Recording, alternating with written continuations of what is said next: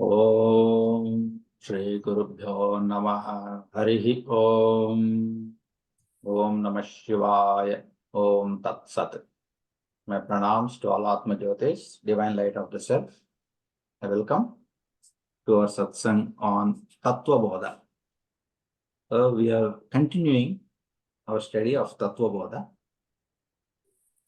So last week we discussed it till Avastha Traya, right? Yeah. So in the waking, dream, and deep sleep state, in all these three, for a Ajnani, the gross body is there in the waking state, it is dormant in dreaming state, but a different dream body is acquired by the subtle body. And in the deep sleep, this is also dormant. But the Sakshi is there in all the states as a witness.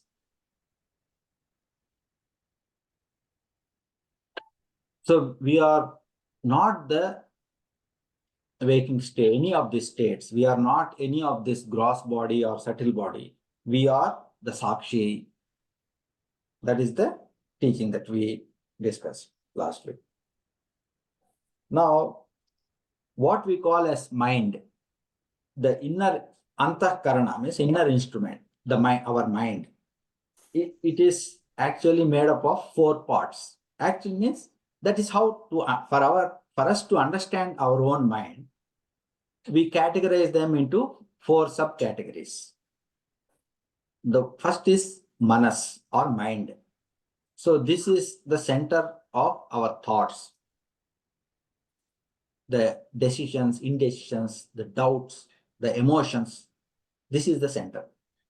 So it's called manas or mind. So mind experiences sukha and dukkha, means pleasure and pain, happiness and sorrow. Then the other part of what we call mind is buddhi, intellect. This is the center for logic, reasoning, decision-making capability, and it experiences sometimes clarity, sometimes confusion. When confusion is cleared, then clarity comes. Then the third subpart is memory, chitta. Memory is called chitta. So this is the storehouse of all our memories from all previous births. Every experience that we go through in this life and previous lives, every experience is stored in our memory. This is our subconscious mind. So we only know what is there in our conscious mind, which is 5% of our mind. We have a 95% of subconscious mind where a lot of impressions, experiences are hidden. So these hidden experiences are called samskaras or vasanas. And the fourth is ego, ahankara. So what this ahankara does is, it is like a false claimer. Whenever something happens, it says, I am the doer, I did this, I am the enjoyer.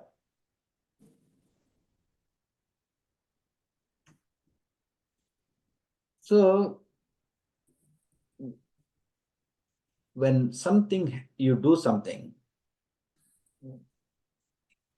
the hands did it, the energy to do things is coming from your prana shakti.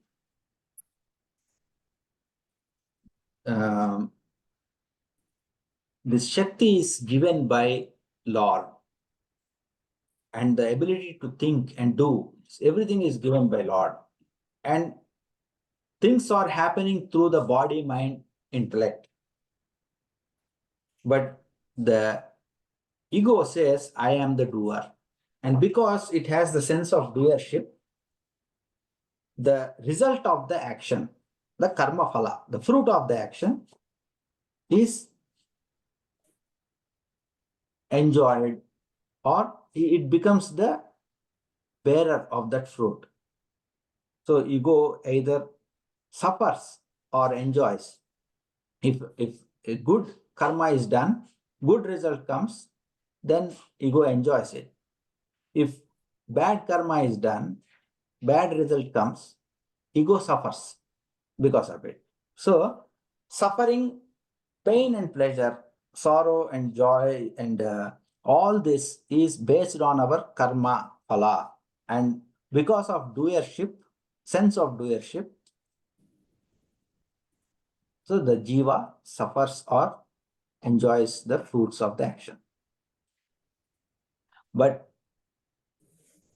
you are not the mind, you are not the intellect, you are not the memory, you are not the ego, you are pure consciousness, Atma, Shiva Swarupi. That is your real nature.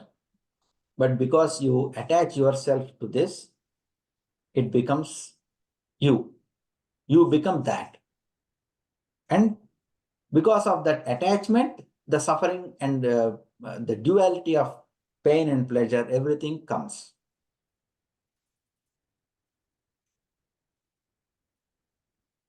So you have a phone, you have a mobile phone.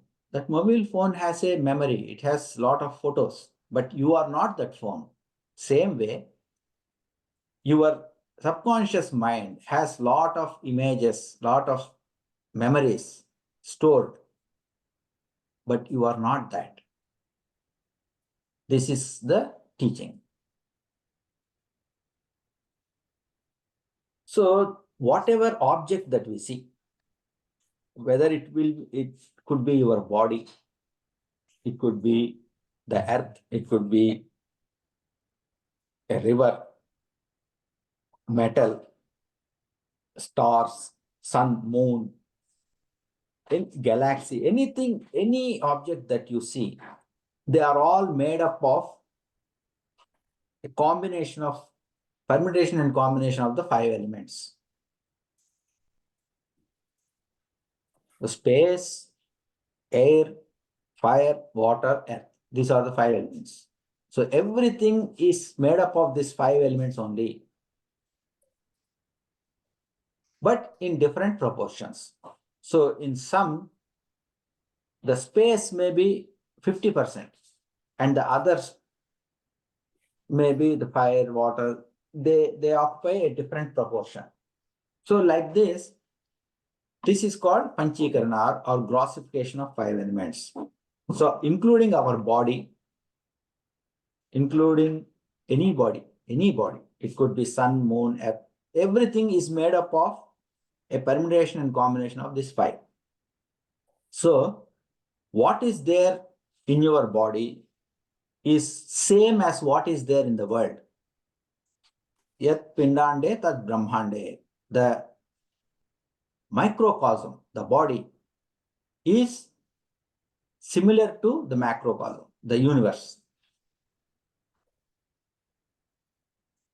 But you are neither this body, you are neither the pinda nor the brahmanda. You are the witness to this. Atma is not the five elements. The five elements are part of matter, prakriti.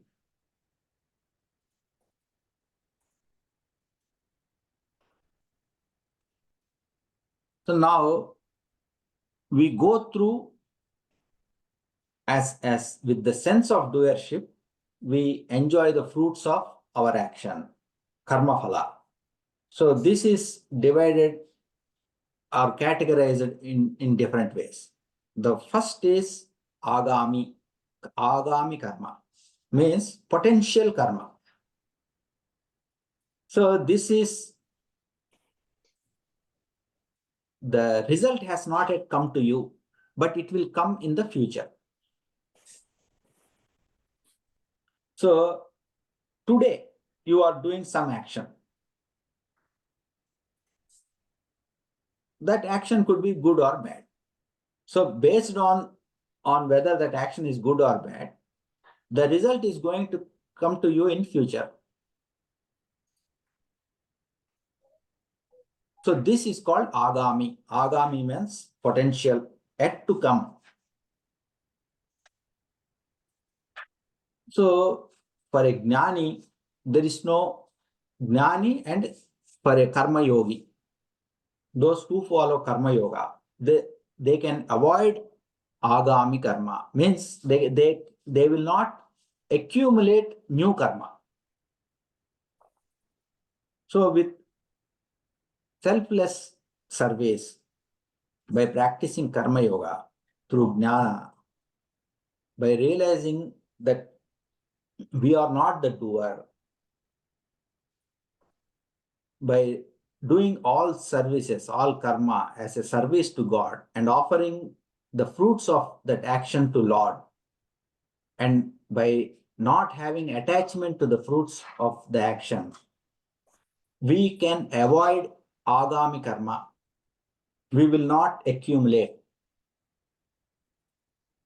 The sanchita karma is the karma that is already accumulated in this life or previous lives. So we have done actions in the past, and the karma phala is already accumulated. So what happens is, this is like you have a bank account where there is $1 billion. So this is the money you accumulated over time. Now you want to go to shopping.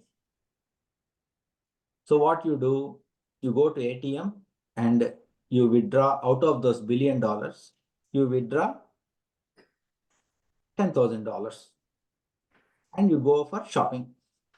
With that, you buy something, you spend you spend those $10,000 in that day and come home. So prarabdha is that $10,000 that you withdraw for this life. So every birth you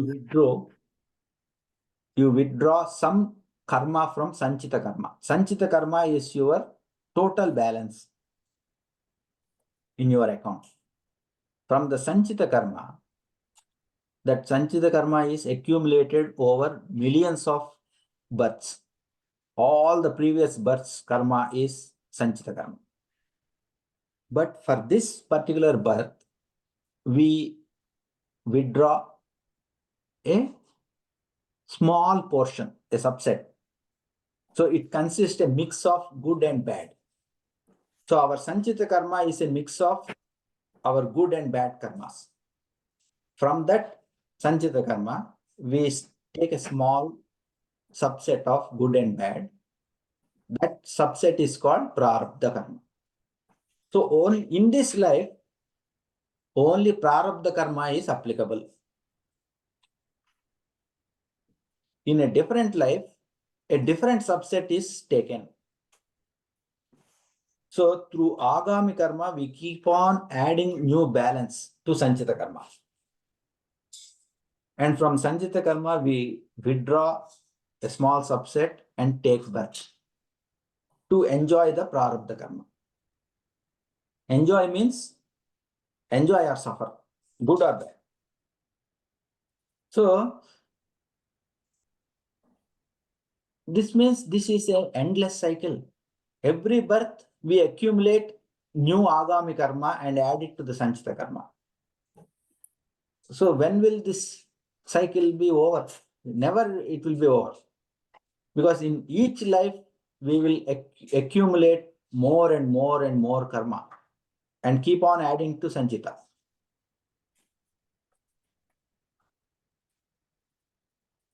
So through nishkama karma, through atma jnana, through karma yoga, we stop accumulating new agami karma. That is one step. Then through bhakti yoga, jnana yoga, through offering the results of our karma to God and Guru, through spiritual practices, we attain Chitta Suddhi to drop or cleanse our Sanchita Karma. And when such a person becomes a Jnani, enlightened, then the entire Sanchita Karma is dropped for that person.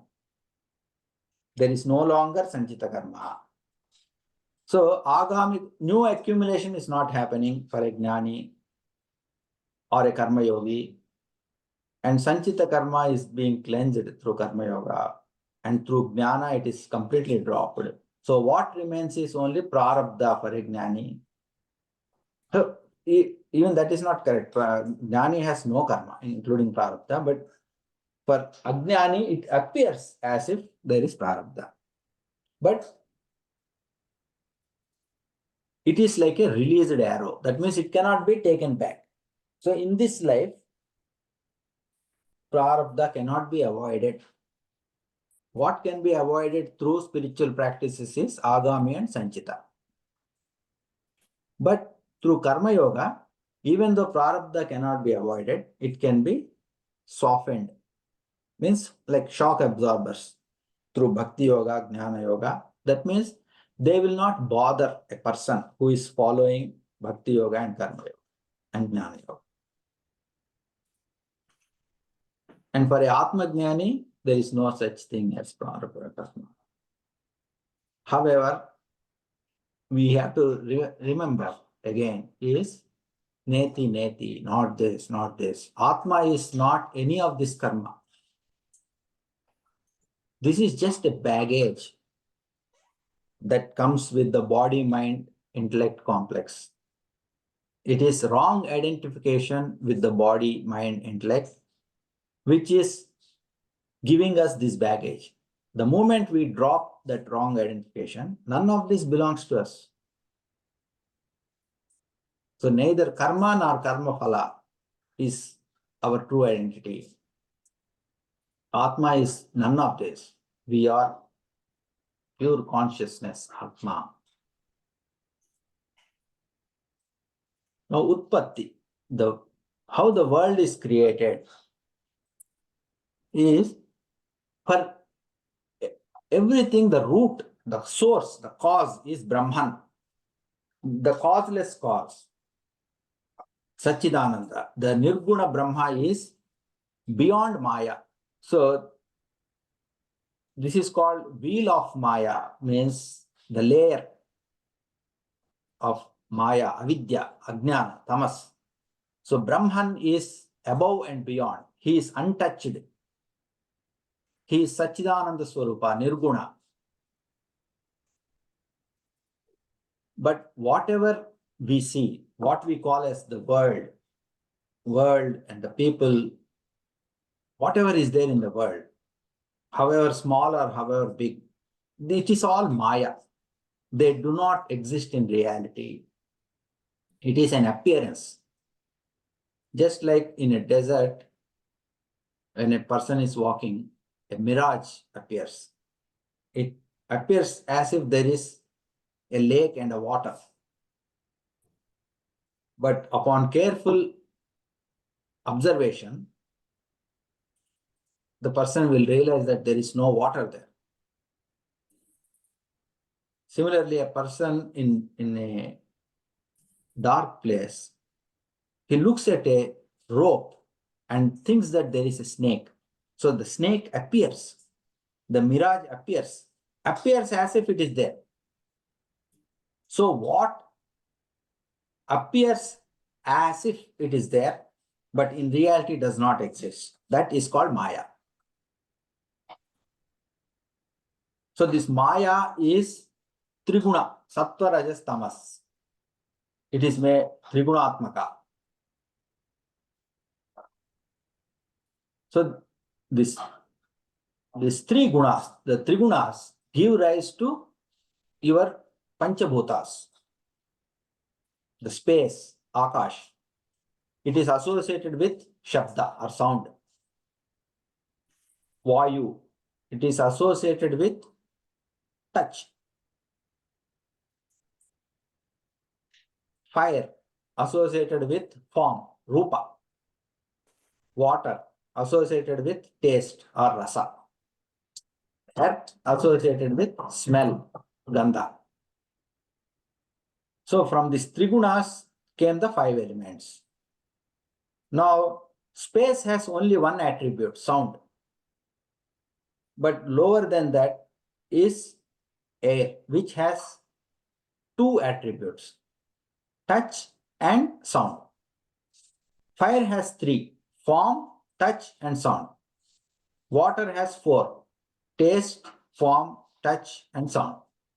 Earth has all the 5, smell, taste, form, touch and sound. So that means subtler to gross, as it goes from subtler to gross, the attributes are increasing. As we go from gross to subtle, the attributes are decreasing. But subtler than the subtlest, the highest is Brahman, where no attributes, nirguna.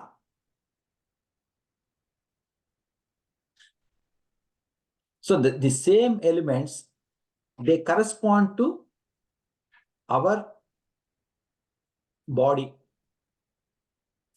So the Akasha Tattva is associated with our ear and ability to hear.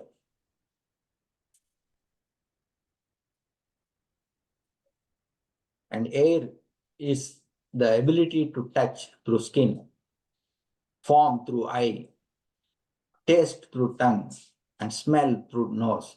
So our body, our organs of perception and organs of action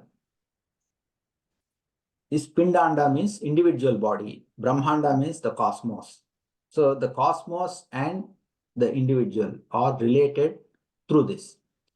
All this is based on these 5 elements, which is based on the trigunas, which is based on the Maya.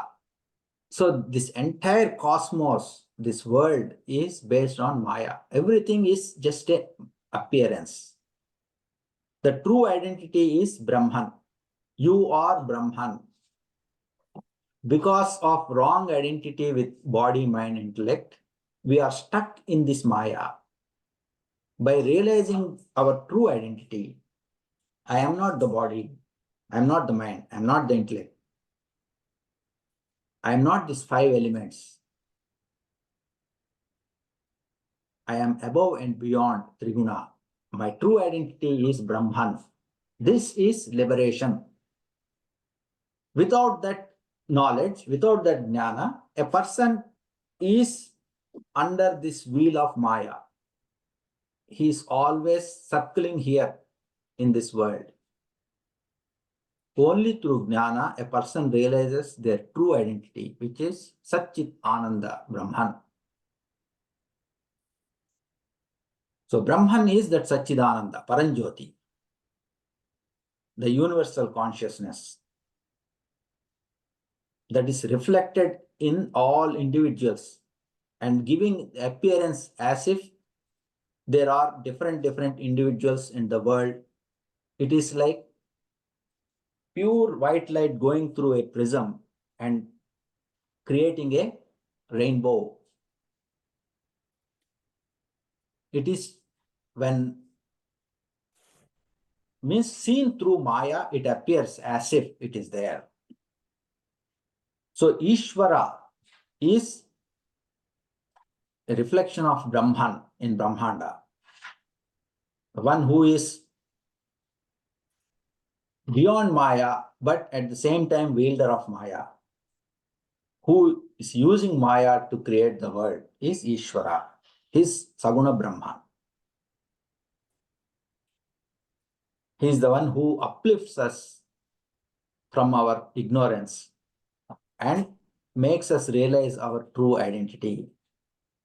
Jiva is also a reflection of Brahman only, but he is bound by the Trigunas, Triguna Bandha. He is bound by karma. He is bound by his ahankara, ego. He is bound to the world. So he is samsara bandha. That means in multiple ways, the jiva is bound, shackled because of his ajnana. because of his wrong identification. So the Jivan Mukta is one who has understood the Maya and merged his ego with Paramatma, understood his Atma Swarupa. Such a Jnani, Atma Jnani, is called Sadguru, and he is one with Brahman. That is your true identity. So, if you look at this oceans, there appears many waves, unending waves, but it looks as if each wave is different. But at the end, what is a wave?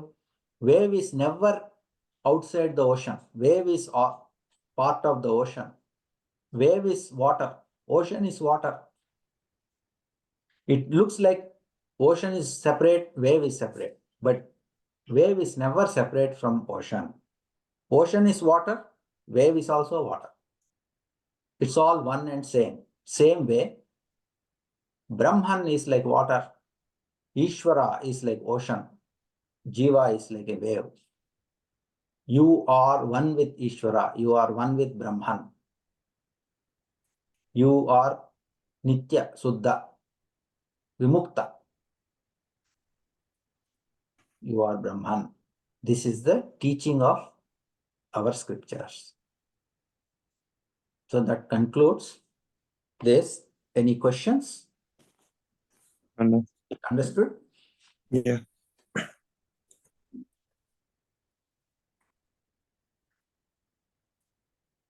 So who are you? Atma. Atma. What is Atma? It cannot be a name. Let's say, when I am Ashwin, I am Atma. So Atma is not a name. It's not a name and form. So what is Atma? Is Satchitananda. Yeah, that Satchitananda, is it a name or what is it? It's an attribute. It's not an attribute.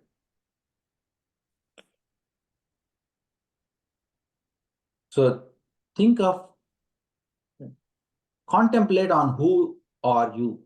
Who are you? Deep down, who are you? Formless.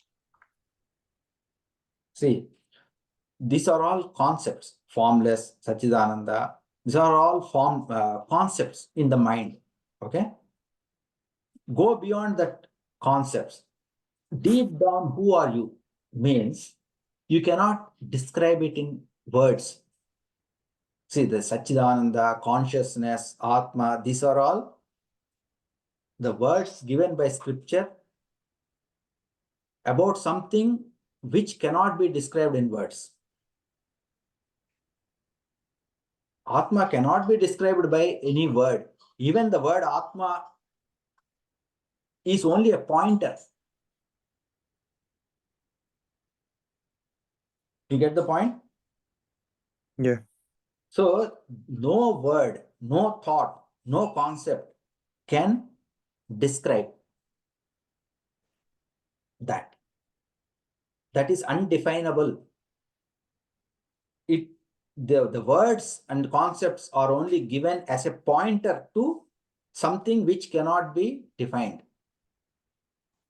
So when you, inside you, there is a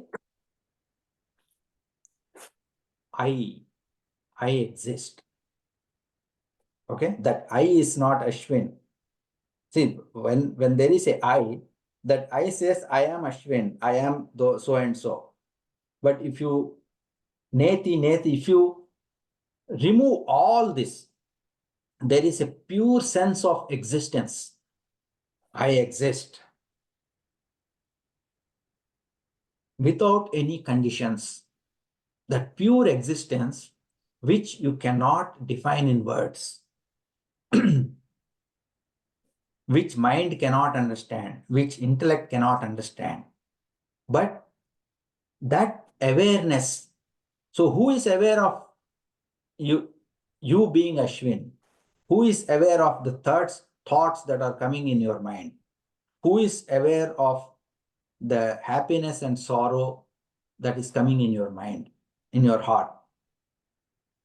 Who is aware that you are listening to this class? That awareness is you. That is Brahman. You are Brahman. Your true identity is Brahman. That cannot be expressed in words.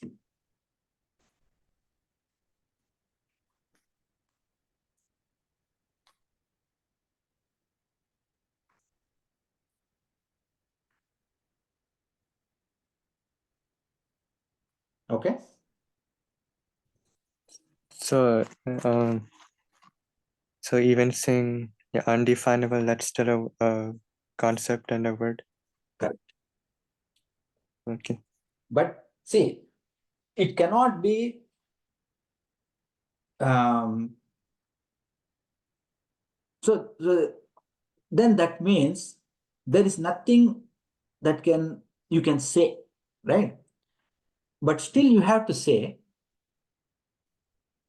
taking the word of Guru, word of Vedam, Upanishad, word of Bhagavad Gita as authority on giving you a pointer to that which cannot be defined. See, otherwise, then there is nothing to be told. See, only you know deep inside what is your true aham. I, that thing that has no name, but deep inside it is illuminating you as you, that nobody can come and point. You know you exist. How do you know you exist? Because you exist. No scripture, nobody can come and tell you that you do not exist.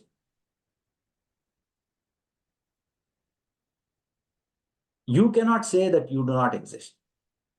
Can you truthfully say that you do not exist? Not possible. But when you close the eye, you don't know whether this world exists or not. But still you exist. See, your existence, your pure existence, with or without the world, with or without the body, with or without the mind, with or without the intellect, with or without the ego, that pure existence. I have this mind, I have this body, I have this ego, I have this intellect, I have this world.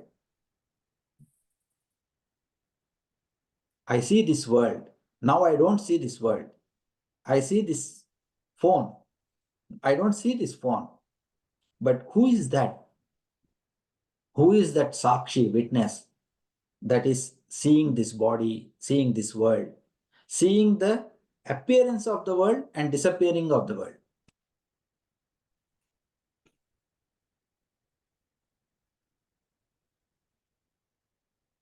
You can point at the sun, moon, star, you can point at your body, but you cannot point at the one who is pointing. You can point at every object. You can point at your body. Mentally, you can point at your mind and intellect. Even physically, you cannot point at your mind, but mentally, you can say, okay, this is my mind. These thoughts are coming to my mind. You can point mentally. But the one who is pointing, the Sakshi, you cannot point to it. Nothing can define it. Only the Guru and Shastra are giving you instructions using the words Atma, consciousness, Paramatma, Satchidananda, Brahman. These are the words used by the Holy Scripture to give you some understanding and pointing you to the one that cannot be defined.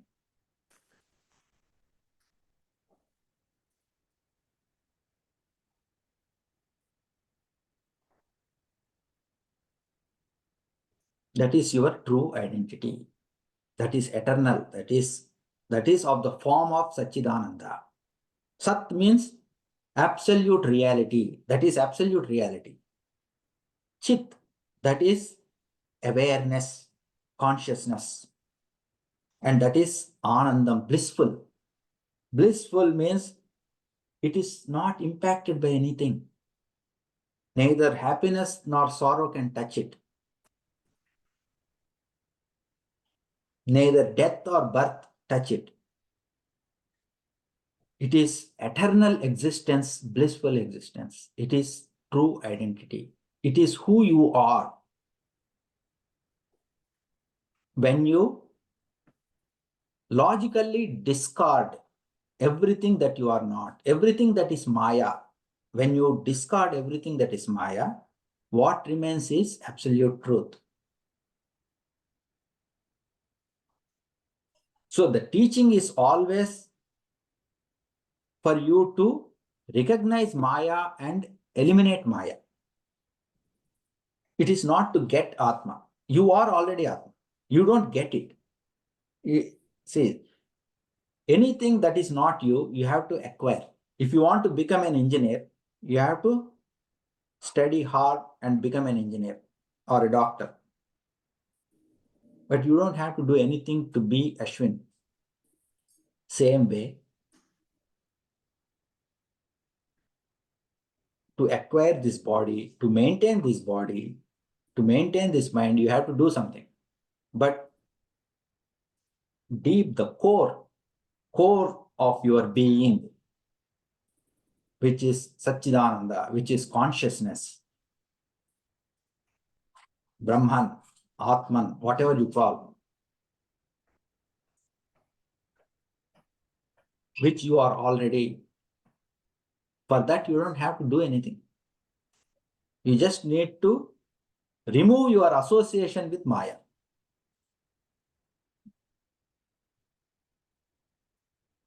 Understood? Yeah. So this is the core teaching. This is the liberation, mukti. So this concept is what you need to discuss thoroughly with Guruji. Only a person who has gone beyond Maya and realized his true self. So the word self-realization means that one who has become one with Brahman. For him, everything is Brahman. Only such a person can guide you.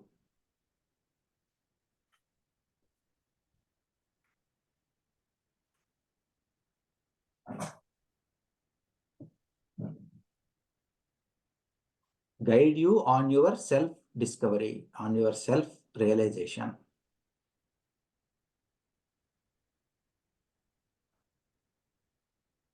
Any questions? No. So next, let me stop recording. Let's close the session. Om Sri Gurubhyo Namaha Harihi Om Om Tat Sat Sarvam Sri Krishnarpanamastu.